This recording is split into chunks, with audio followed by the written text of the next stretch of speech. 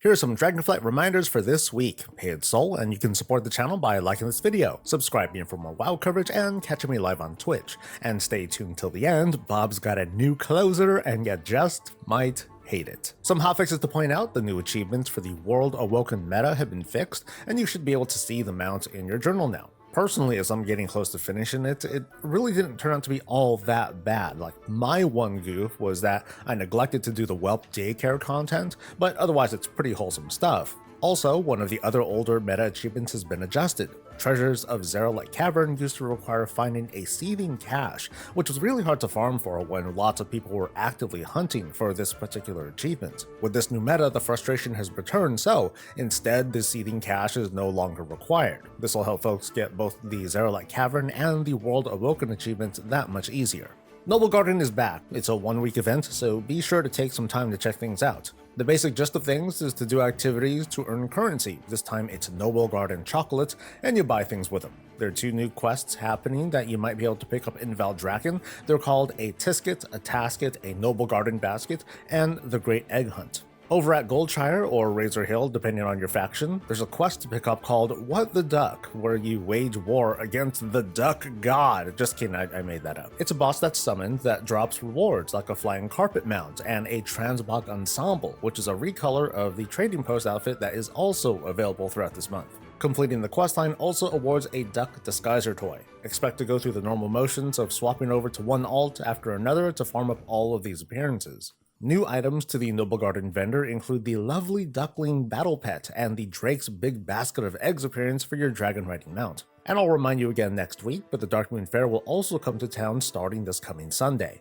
In other events, Cooking Impossible is the Brawl, and Legion Time Walking is in play. Complete 5 Time Walking dungeons for champion gear from the Amir Drasul raid. And over in Mythic Plus World, the affixes are Fortified, Incorporeal, and Sanguine, which, probably my least favorite combo of the season.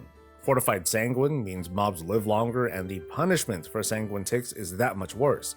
Incorporeal can be handled by just about anyone, but anything could happen of course, and 1 miss means a near wipe for the team, 2 is pretty much fatal. But I do want to also point out that starting in Season 4, in theory, we may only need to do Fortified and Incorporeal on our journey to get myth level gear, and I find that pretty funny still. As we're grinding away at the achievements added in 10.2.6, Season 4 is on the horizon, even encrypted 10.2.7 builds are floating around. I do want to remind people of a few things you maybe ought to do ahead of Season 4 and the end of this expansion. We don't have exact dates for any, but regarding Season 4, I'm going to measure its launch in weeks. One is to score AOTC from the Amir Drasul raid. This will go away at the end of Season 4, and this has been stated numerous times now. 2, and this isn't that big of a deal, but now's a good time to complete the Put It Back Where You Came From achievement, which is to complete a no-death run of the original version of Dawn of the Infinites. At the moment, the tuning is set for an item level of 437. This is the lowest it's going to be before a bunch of buffs happen in Season 4, and then you might need to wait until the next expansion for it to feel trivial, and even then you're still going to need a group.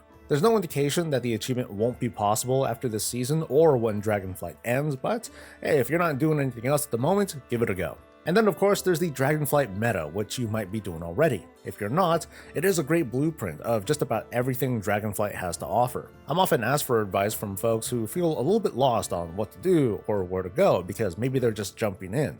I usually tell them to just keep following main quest lines and allow distractions to take them in whatever direction they go, but this is a good focal point too. That takes care of what we know for this week, but there could be some new War Within information coming in, like hero talents, a start for the alpha, and more. Be sure to follow this channel so you know what's going on, and like the video too, that always helps. Thanks for coming, and here's Bob's latest. Stay safe, stay healthy, and stay breezy.